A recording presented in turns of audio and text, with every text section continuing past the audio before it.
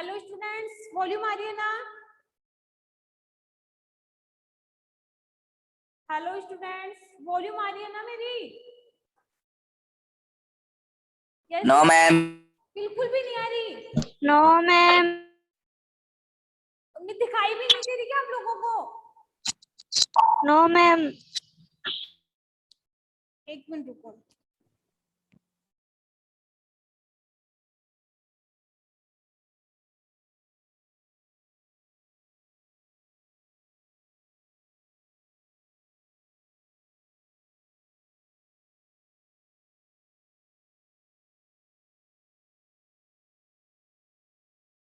Hello students, आ रही है क्या वॉल्यूम?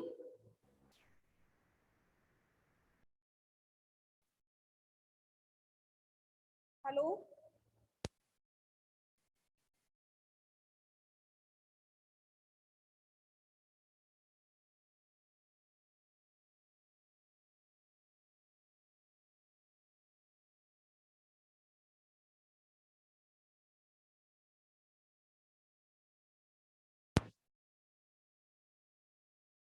हेलो स्टूडेंट्स, वॉल्यूम आ रही है क्या?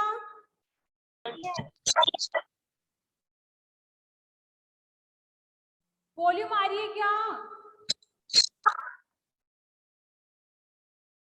मैम आ रही है। और दिखाई दे रहा है कि बोर्ड पे? दे रहा है मैम। आपको, बाकी स्टूडेंट्स को? मैम दे रहा है। Yes ma'am.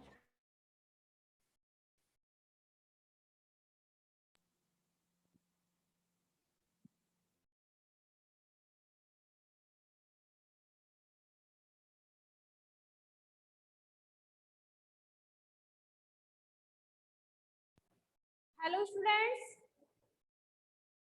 Rahul, yes ma'am. अब आ रही है ना यस वॉल्यूम? मैम। वॉल्यूम आ रही है यस ना? मैम। ओके, ये व्हाइट स्क्रीन दिख रही है ना आप लोगों को? यस।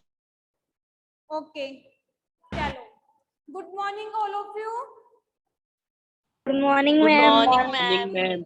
स्टूडेंट्स देखो, हम पढ़ रहे थे प्यूबरिटी, दैट मीन्स यौवन अवस्था के बारे में, कि यौवन अवस्था क्या होती है और कौन सी एज में ये फेज आती है और हमारी बॉडी में हमें क्या क्या चेंज देखने को मिलते हैं। ठीक है, तो आज का हमारा टॉपिक है चेंजेस एट प्यूबरिटी। कि प्यूबरिटी यानी यौवन अवस्था के दौरान हमारी बॉडी में हमें क्या क्या चेंज देखने को मिलते हैं। तो सबसे पहले हम बात करें, सबसे ज्यादा इफेक्ट हमारी जो हाइट होती है, हमारी जो लंबाई होती है, उस पे पड़ता है। ठीक है, तो फर्स्ट पॉइंट हम बात करते हैं, increase the height. Increase the height, height का इंक्रीज होना, कि जो गर्ल और जो बॉय होते हैं, लड़की या लड़का होता है, उनकी जो आयु होती है उन पे सबसे ज्यादा इफेक्ट पड़ता है। तो मैं बात करूं कि जो बॉय होते हैं उनकी जो हाइट होती है वो 13 ईयर से इंक्रीज होना स्टार्ट होती है, जबकि जो गर्ल्स होती हैं उनकी हाइट की बात करूं, उनकी होती है 11 ईयर्स। ठीक है, तो आप लोगों को कोई पूछे कि यौवन अवस्था के दौरान सबसे ज्यादा इफेक्ट किस पे पड़ता है, तो हमारा फर्स्ट पॉइंट रहेगा कि हमारी हाइट पे। जो हाइट होती है वो इसी प्यूबरिटी, दैट मींस 13 से लेकर 18 ईयर्स के बीच हमारी हाइट सबसे ज्यादा इंक्रीज होती है। समझ में आ गया? इसके बाद देखो, मैं हाइट की बात करती हूँ कि कौन सी एज में सबसे ज्यादा हाइट इंक्रीज होती है, बॉय हो या गर्ल हो। तो कुछ देखो, कुछ पॉइंट है वो आप लोगों को मैं बताती हूँ। जैसे एज द ईयर्स,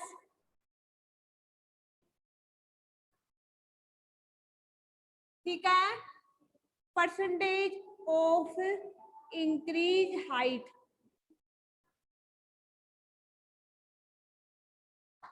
ठीक है, परसेंटेज ऑफ इंक्रीज हाइट, उसमें मैं बॉय एंड गर्ल की बात करती हूँ।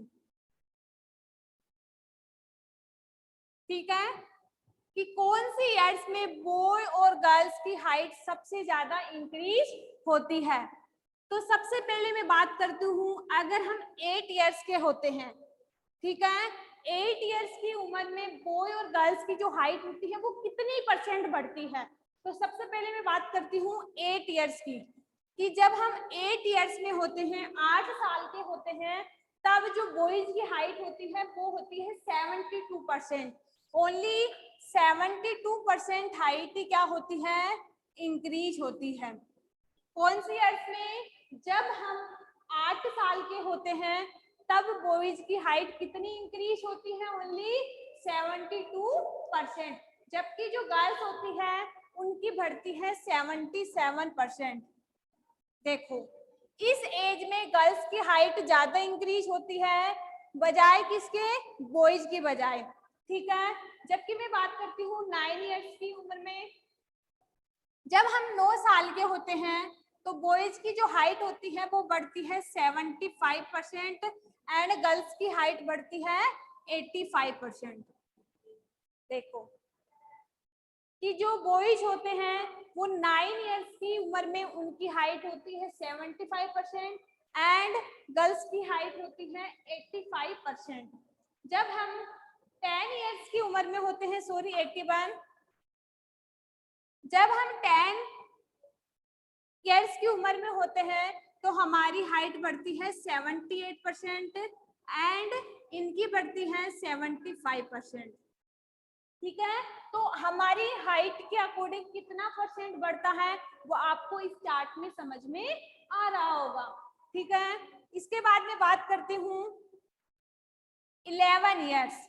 11 ईयर्स की बात करती हूँ तो 11 ईयर्स में जो बॉयज होते हैं उनकी 81, इनकी 81 बढ़ती है एंड इनकी 88 बढ़ती है, ठीक है। जबकि मैं बात करूं किसकी, 12 ईयर्स की, 12 ईयर्स में इनकी बढ़ती है 84, इनकी बढ़ती है 91, ठीक है। अब बात करती हूँ 13 ईयर्स की। 13 ईयर्स में इनकी बढ़ती है 88, ठीक है, और इनकी बढ़ती है 95%।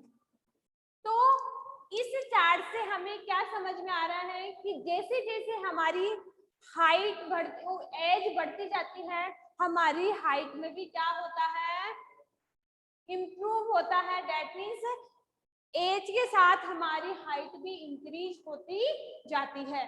समझ में आ रहा है स्टूडेंट्स, समझ में यस आ रहा है, मैम। ठीक है। इसके बाद में बात करती हूँ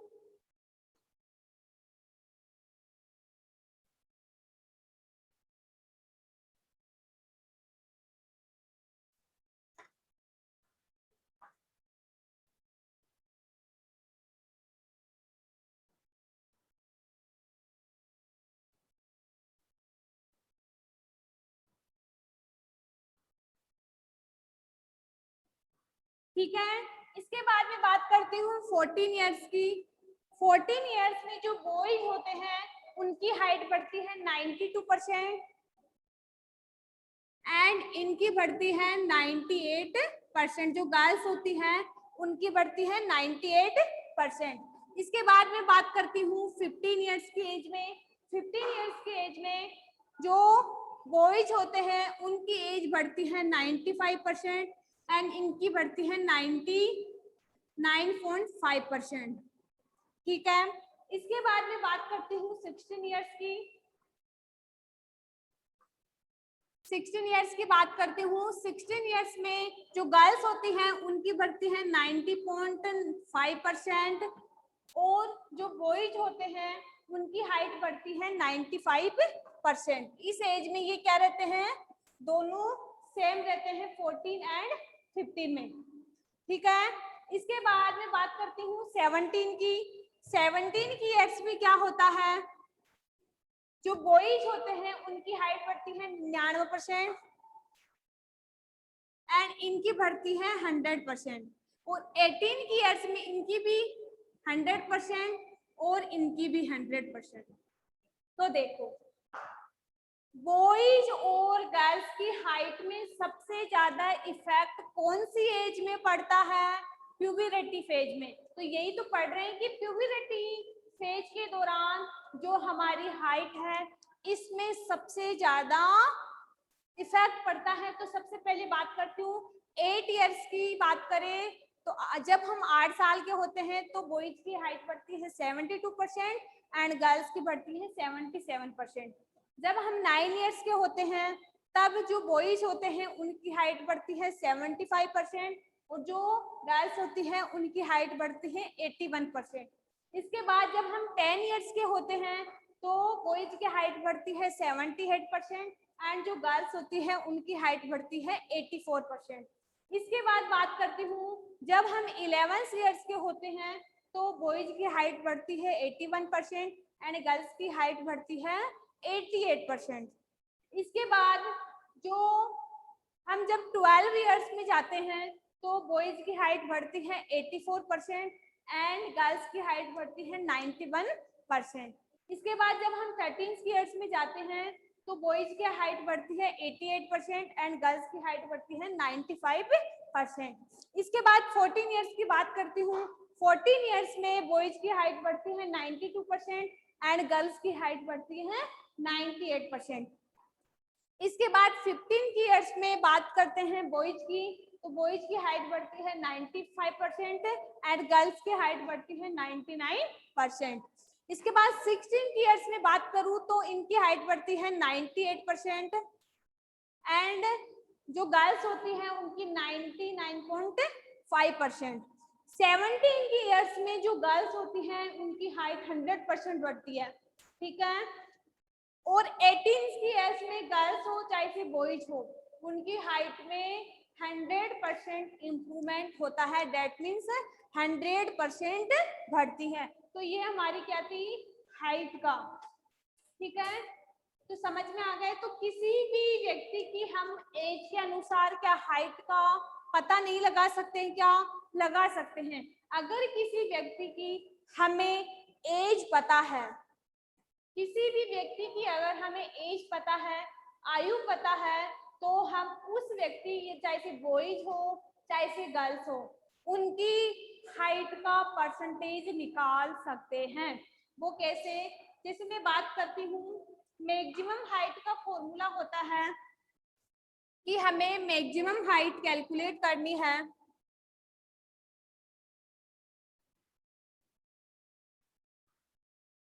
मैक्सिमम हाइट अगर मुझे कैलकुलेट करनी है तो इसमें से क्या करूंगी, परसेंटेज हाइट में से क्या करूंगी, percentage height divide by maximum height of the object.